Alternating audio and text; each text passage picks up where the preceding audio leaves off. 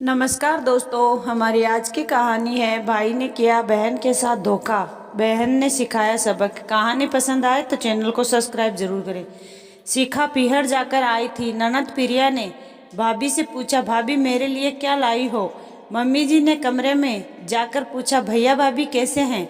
Mummy के बिना घर कैसा लगा? तब भी पति विनोद भी कमरे में आ गए। तुम ठीक हो ना?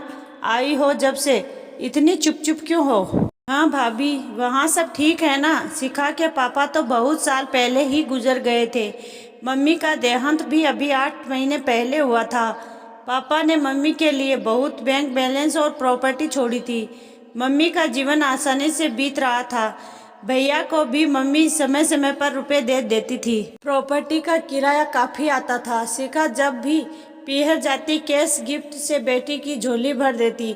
शिखा मना भी करती तो कहती, बेटी मैं बैठी हूँ तो देती हूँ, भाई भाभी का क्या पता क्या करेंगे। मम्मी मुझे कोई कमी नहीं है। भाई भाभी भी अच्छे हैं, क्यों सोचती हो?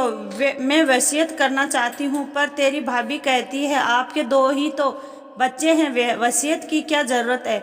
हाँ मम्मी, भाभी सही तो कहती है। अचानक ही भाई का फोन आया था। माँ नहीं रही। माँ के क्रियाक्रम के बाद आई हुई अभी भाई भाभी ने बुलाने पर ही गई थी। मम्मी जी की प्रॉपर्टी और बैंक में साइन का काम था। शिखा सोच रही थी क्या बोले, कैसे बताएं कि भैया भाभी ने इस बार नो ऑब्जेक्शन के पेपर पर साइन करने बुलाया था। भाभी ने कहा था, दीदी पापा की संपत्ति में बेटे का हक रहने दे। मेरे 3 बेटियां हैं, आपके भाई का भी ज्यादा काम नहीं है, फिर आप इतनी दूर से कैसे सब संभालेंगी?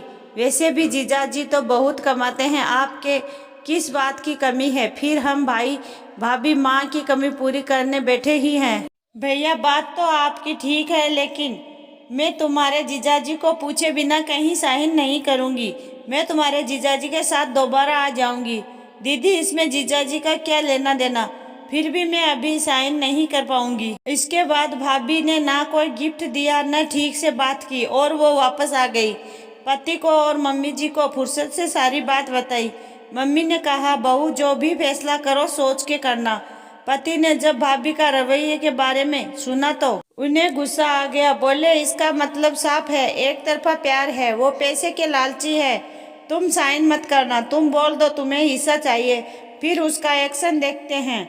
तुम मम्मी के पैसे का ट्रस्ट बना देना, कुछ अच्छे काम माँ के नाम कर देना, उसकी आत्मा को शांति मिलेगी। भाई को जब पता चला तो धमकी देने लगा। दीदी आप तो कहती थी आपको कुछ नहीं चाहिए। हाँ भाई कहती थी, पर तुम्हें तो सिर्फ अपने नफा नुकसान की पड़ी है। मैं जब तेरे पास आई तो तुम तो सम्मान देना भी भूल गए। मैं माँ की प्रॉपर्टी बेचने नहीं दूंगी। माँ की याद में धर्म का कोई काम कर दूंगी। मुझे आज भी पैसे का कोई लालच नहीं है। मैं पूरा पैसा ट्रस्ट के नाम कर दूंगी। भाई मैं नो ऑब्जेक्शन में साइन कर देती अगर तुमने प्यार दिया होता। भाई भाभी अपनी गलती पे पछता रहे थे, पर शिखा फैसला ले चुकी थी। आपको मेरी कहानी कैसी लगी? लाइक और कमेंट करना भूल न जाएं।